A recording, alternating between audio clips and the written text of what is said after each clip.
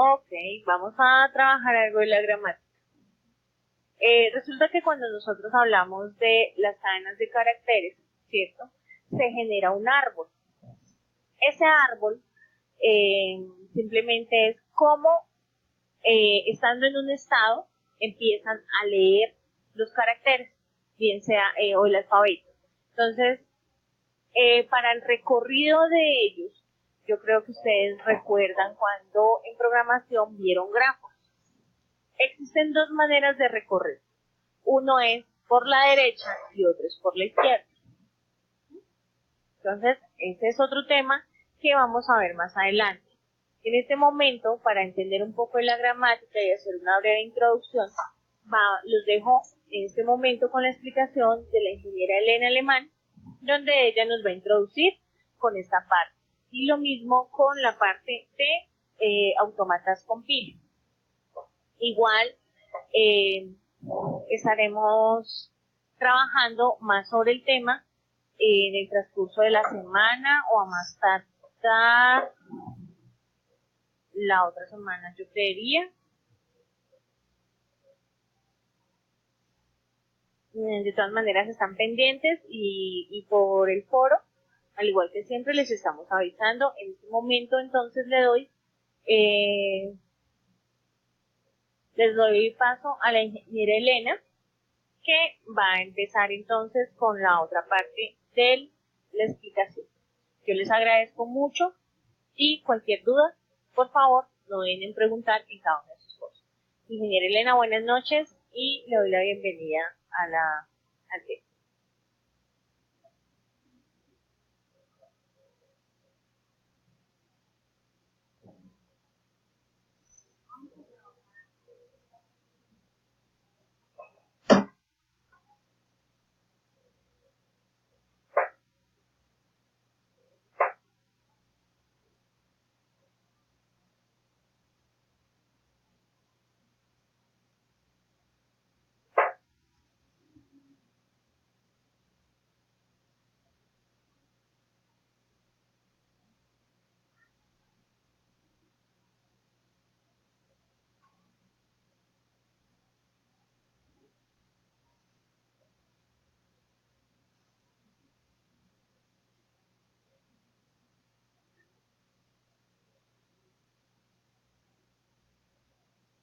Un momento, por favor. Del punto número 1 que aparece en la guía de la fase 2 de la unidad 2, con respecto a qué son las gramáticas, los tipos, y algo relacionado como con cómo se comporta un autómata en sí. Me van informando si se ve en la pantalla la presentación, por favor.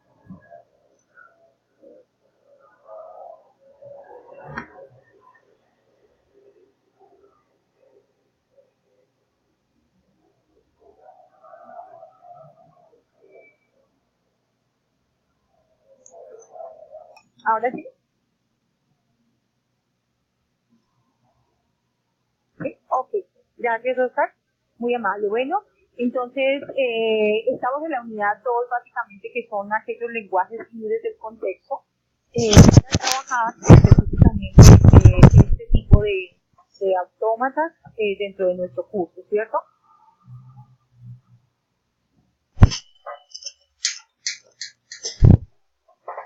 Hablábamos por allí que Chomsky en 1950 dividió los lenguajes libres específicamente en algunos rangos, algunos niveles, dentro de los cuales están en su gráfica los lenguajes regulares, los lenguajes libres del contexto, que específicamente son los que nos atañen para la unidad 2, los lenguajes libres al contexto, sensibles al contexto, y los lenguajes recursivamente enumerables. Todos ellos, obviamente, en un contexto de lingüística y de gramática específico, ¿cierto? Y dentro de estos, pues, las subdivisiones son aquellos que se generan de ese espacio en general que lo dividió Chomsky, ¿cierto? Luego hablamos de las jerarquías específicamente, que ustedes tendrían que hacer por allí su investigación con respecto a los tipos de lenguaje. Chomsky los dividió en 4 grupos específicos. El primero como tipo 0, recursivamente enumerables, que tienen que ver específicamente con las máquinas de Turing. Aquella máquina que posiblemente ustedes vieron en inteligencia computacional, que lo que hacía era determinar si un sistema era inteligente o no era inteligente. Entonces esta máquina se clasifica o tiene una clasificación de aceptación de esos lenguajes recursivamente enumerables, y su gramática no tiene ninguna restricción, acepta absolutamente todo y fue trabajada a ese tipo de lenguaje 0. El tipo de lenguaje 1, que son aquellos dependientes del contexto y tiene que ver con esos autómatas ligeramente o linealmente acotados, ¿sí? Su gramática específica entonces tiene que ver con aquellas gramáticas que son dependientes del contexto, y acá alguna representación de tipo matemático que corresponde a que alfa, A y beta pertenecen a alfa y beta, ¿sí? Más adelante ya lo podemos revisar cómo se estructura este tipo de lenguaje con respecto a esa parte matemática. En el tipo 2, entonces encontramos los lenguajes independientes del contexto, que es lo que estamos trabajando y que son solamente los determinan los autómatas de pila, ¿sí? Esa es nuestra unidad 2 en donde nos vamos a detener un poquito. La gramática que trabajan específicamente los autómatas de pila, entonces corresponden a las gramáticas independientes del contexto, y esta es su fórmula matemática básicamente. Entonces que A, entonces Y, y Y tiene un conjunto específico de B unido a T. Ya describimos esa fórmula matemática también más adelante. Del tipo 3, lenguajes regulares, y corresponden a una máquina que maneja el autómata finito.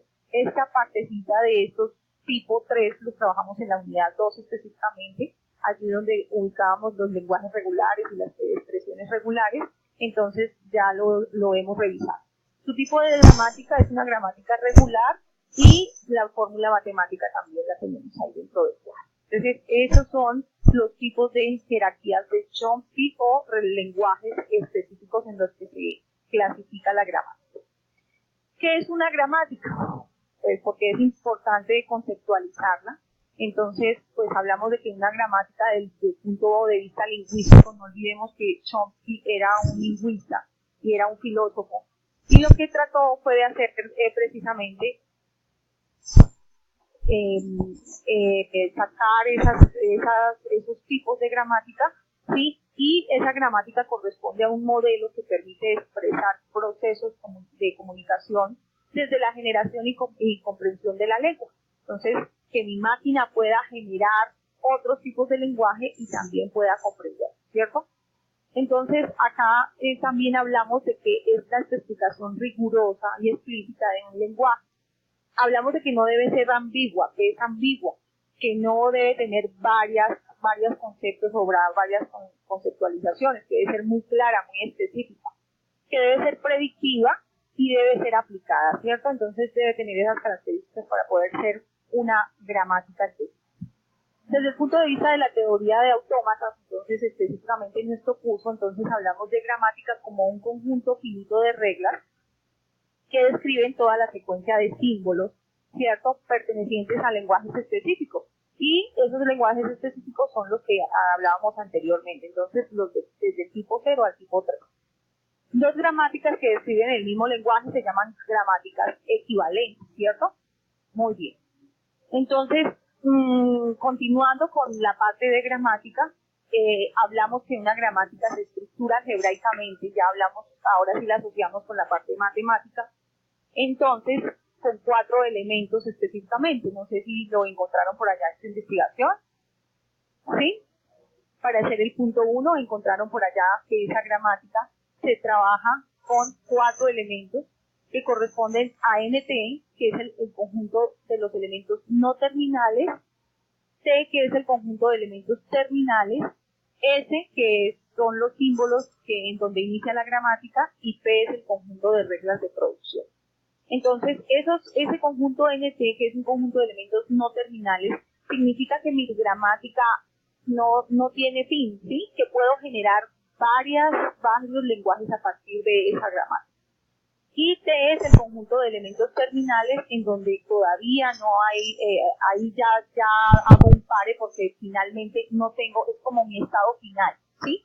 Lo último que yo puedo trabajar dentro de esa gramática, ¿sí? Y ya ese es el símbolo inicial. Y luego las reglas de producción. Aquellas reglas de producción creo que ustedes las han visto en los ejemplos en donde se trabaja también la parte de autómatas y la parte de gramática, relacionados con esas reglas que me permiten producir a partir de una regla simple unas metareglas específicas o generales, ¿cierto? Para poder hacer esa producción de nuevos lenguajes. Acá volvemos al tema de que Chomsky trabajó estos 4 tipos: el 0, la gramática no restringida; el 1, sensibles al contexto; el tipo 2, independientes del contexto; y el tipo 3, las gramáticas regulares. Específicamente esa clasificación pretende hacer ver la clasificación desde un tipo universal, de gramática universal, de donde se generan estos otros tipos, ¿cierto? Y se aplican unas restricciones a esas reglas de derivación, ¿sí? Entonces, a partir de un conjunto universal, a través de esa derivación, saco estos otros subtipos, ¿cierto? Y se van obteniendo esos otros 3 tipos de gramática. Empezamos con la gramática tipo 0, que es no restringida o recursivamente enumerable. Entonces, esta gramática utiliza la fórmula matemática X, entonces Y, ¿sí? Y X pertenece a estos símbolos no terminales, como les decía, que ya definitivamente puedo generar otros lenguajes, ¿cierto? Tal que T, que son los símbolos terminales, ¿cierto? Entonces, acá está la descripción. X puede ser sustituido por Y si X está, ¿cierto? Ya sean los símbolos no terminales o los símbolos terminales, sin incluir la cadena vacía. Acá, por ejemplo, para el signo más, entonces significa que no se incluye la cadena vacía, y el asterisco significa que se incluye la cadena vacía, ¿cierto?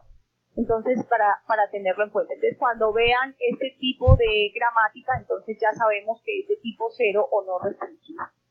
Este tipo de lenguaje que utiliza esta gramática, entonces son la máquina de Turing y aquellos lenguajes equivalentes no determinados. Para la gramática tipo 1, que son los sensibles al contexto, entonces ya trabajamos esta notación científica, ¿sí? Esta notación matemática. Entonces alfa, entonces beta, ¿cierto? Entonces alfa puede reemplazarse por un beta, ¿cierto? Con solamente estas condiciones: si la longitud de alfa es menor o igual a la longitud de beta, ¿cierto? Siendo alfa un símbolo terminal o una cadena vacía de Z1, ¿cierto? Seguido de un símbolo terminal X, seguido de otro símbolo terminal o una cadena vacía, ¿sí? Entonces, estos simplemente son las notaciones de los lenguajes que tienen que ver con esa gramática tipo 1. ¿Para qué se utilizan esa gramática tipo 1? Entonces, las máquinas que son que los aceptan específicamente son aquellas literalmente acotadas, ¿sí? Entonces, para que lo tengamos en cuenta. Este tipo de gramática todavía no la hemos trabajado específicamente. Vamos a la 2, entonces ahora sí los lenguajes libres del contexto, y entonces son los lenguajes que puede determinar un autómata PIC, ¿cierto? Los que maneja el autómata PIC. Acá está X, puede ser reemplazado por Y, ¿cierto? Así que si X pertenece a esos símbolos no terminales y Y pertenece a los símbolos terminales, pero también puede pertenecer a un símbolo terminal, ¿cierto? Que pueda incluir dentro de esa cadena. Esto en la parte de teoría ya lo opinamos con algún ejemplo.